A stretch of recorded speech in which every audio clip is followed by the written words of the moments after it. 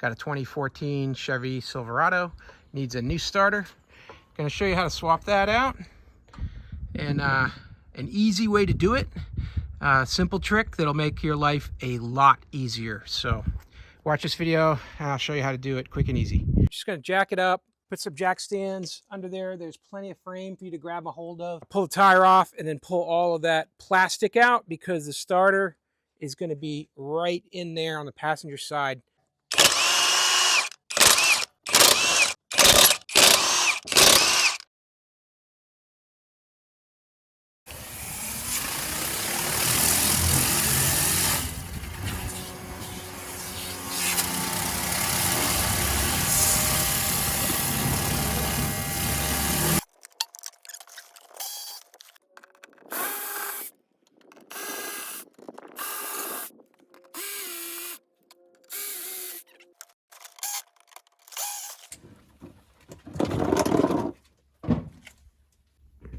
So here we have the starter behind that fender cover.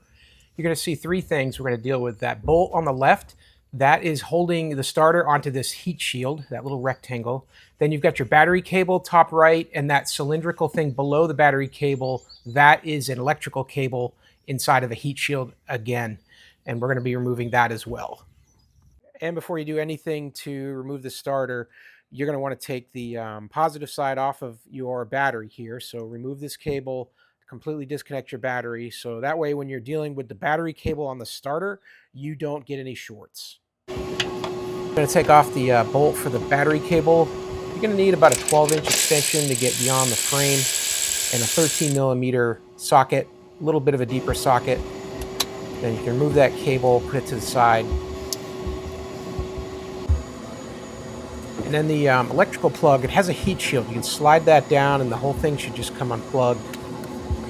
I'll show you what that plug looks like in here. It's got a couple different connections there. It needs to snap into this new starter when you get the new one. It's got this little part that pops out there. Push that to the side and then we'll come in with another, like I said, about a 12-inch extension, and you can get that bolt that's holding the starter onto that heat shield. And when you remove that bolt, we'll next need to go underneath the starter to get the main bolts out. There's two of these. First one's located here. These are both 13mm, and then the other one is just to the left of it, right here. So hopefully you can see those. That's why I did the power washing, because there's a lot of grime under there. When those bolts are out, they're about 5 inches long each. And then on the starter, you can see this side here. This is where you got the heat shield bolt, the battery cable bolt, and then that other cable that connect into it there. And then here underneath, these are the two that you remove. Now, once you get the those two bolts out, that whole starter is going to fall down and come out of the truck real easy. So we got the starter, the old one out. We got our replacement here. This is an ACDelco rebuild, and it's as good as new. When you get a rebuild from ACDelco, it's the only thing that they really keep is the old casing. Everything else, all the electrical windings are new. So get the ACDelco. Do not get the cheap ones online because you're going to have problems. I had one where the battery cable bolt just snapped right in half. The metal was just poor. Now here's the trick for how to get this installed by yourself without hassle. Remember you had the heat shield bolt right here? What I'm going to do is I'm going to go underneath, I'm going to set the starter up in place there, just kind of wedge it in place. And then I'm going to come out here and I'm going to attach that bolt here to the heat shield. And what that's going to let me do is then I can get underneath and I can wiggle and move around the starter to line up those two long bolts that go into the frame there, into the engine block. If you don't do that, it's very challenging to try to get those bolts lined up and tightened with the weight of that starter trying to fall down on you the whole time. So push your battery cable out of the way, push your other electrical cable and the heat shield up out of the way as well, so you can get that starter up in there. We'll go in from underneath, and then I'm going to come back out and attach just that one bolt, and that'll hold it in place. That's the trick to really doing these. Makes it so simple.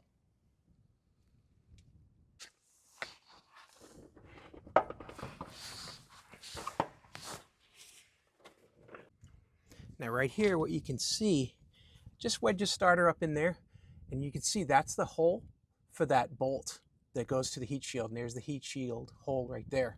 So I'm just gonna, with my right hand, hold the starter up in place, and then with my left hand, I'm gonna put that bolt in, and I'm gonna do it using one of these. This is a very long nut driver with a magnetic tip on it, so I'm not gonna drop that bolt. As much as I shake it, it's not gonna come off. And I've also got a 6-inch extension on that.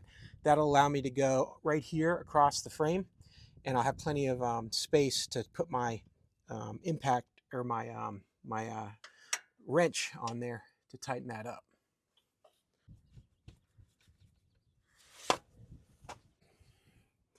And now you can see that it's just enough to hold that weight of that starter so it don't drop, because it's just barely hanging in there. I just got it just balancing in the engine compartment there.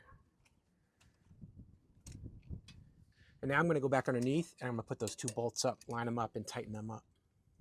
Now we're rolling under the truck here, and there's the starter. Got your 2 bolts that are going to go right here. Line that up. You're going to have to do a little bit of wiggling on this end here. You probably have to do some work like that to get it straight and flush. And when you do, it'll be real easy to just tighten those 2 bolts. Now you can see here that we got both the nuts started, these 13 millimeters, and just got to get the impact on here now and finish tightening them up. But they're easy to get them threaded by hand. Just get them started so that they're all lined up. And now we can crank them in nice and tight. And then we'll go back up top, hook up that battery cable, and we'll finish up. So I'm going to attach that electrical cable that's behind that heat shield. And so what I'm going to do, pull the heat shield down, and then this little clip here is going to snap on to that part on the starter, and then you're going to take this little red piece and click it forward like that, and it'll lock it in place, okay? So I'm going to push this back down to open it up, and then wedge it on there, and then clip it in place. Now we've just got to get the battery cable here onto the lug.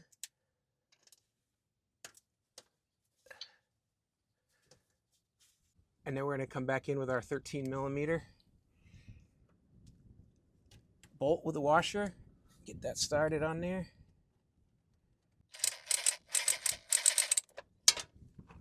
All right, that's nice and tight. Everything here is connected back up. Let's do a quick start and test it before we put this inside fender well back. I'm going to reconnect that battery cable, tighten it down.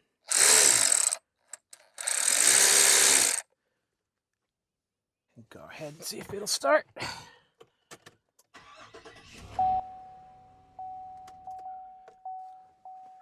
All right, we're all set.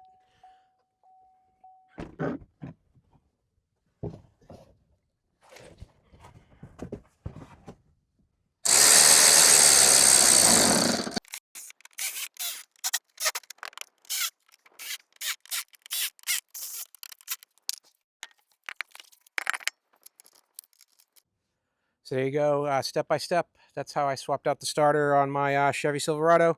I think that using that technique will help you too. Makes it a real easy job. Hey, I hope this information was useful to you and that the video was helpful. And as always, I hope you have a great day.